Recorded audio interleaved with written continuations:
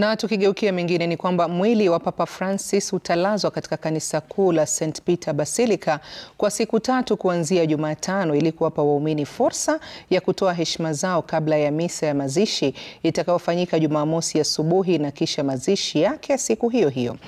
Makardinali wataongoza msafara wa kusindikiza mwili huo, na kama anavyoeleza mwanahabari wetu Brenda Wanga, Papa Francis aliacha wasia unaoratibu mipangilio ya mazishi yake na kufafanua kwamba mwili wake uwekwe ndani ya jeneza la kawaida.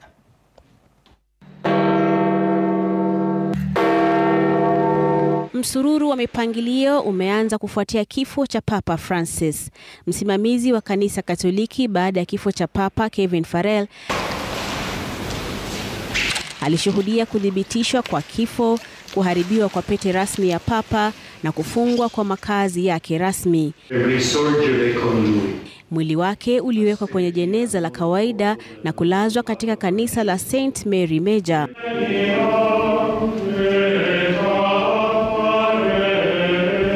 Mwili wa Papa Francis utahamishiwa kwenye kanisa kuu la St. Peter Jumatano katika msafara utakaoongozwa na makardinali ili kuruhusu waumini kutoa heshima zao za mwisho kwa siku 3 kabla ya ibada ya mazishi Jumamosi asubuhi na kisha Papa kuzikwa siku hiyo hiyo.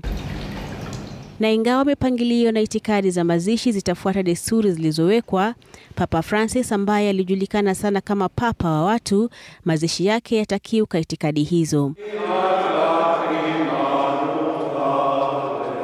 Katika wosia wake, Papa Francis alielekeza kwamba mwili wake usizikwe kwenye viwanja vya Vatican chini ya St. Peter's Basilica.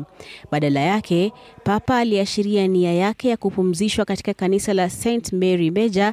Kanisa hili lilikuwa na umuhimu mkubwa kwake, kwani linahusishwa na imani yake kubwa kwa Maria, mama wa Yesu. Papa Francis alipenda kuomba kwenye kanisa hilo kabla na baada ya safari zake za ng'ambo. Mbali na kuchagua kanisa hilo, vile alichagua kaburi lake litakapokuwa kwenye njia ya kando kati ya kanisa la Pauline na lile la Forza. Kama alivyoishi kwa unyenyekevu, Papa Francis amejiepusha na itikadi za kifahari za Vatican zinazohusishwa na mazishi ya Papa. Jeneza lake halitafunikwa kwa risasi kama ilivyo desturi, badala yake litakuwa na mbao. Kaburi lake ardhini litakuwa la kawaida bila mapambo yoyote, ila litaandikwa jina lake tu, Franciscus. Wosia wake pia ulifichua kuwa maziko yake yatagharamiwa na mfadhili. Brenda Wanga, Runinga ya Citizen.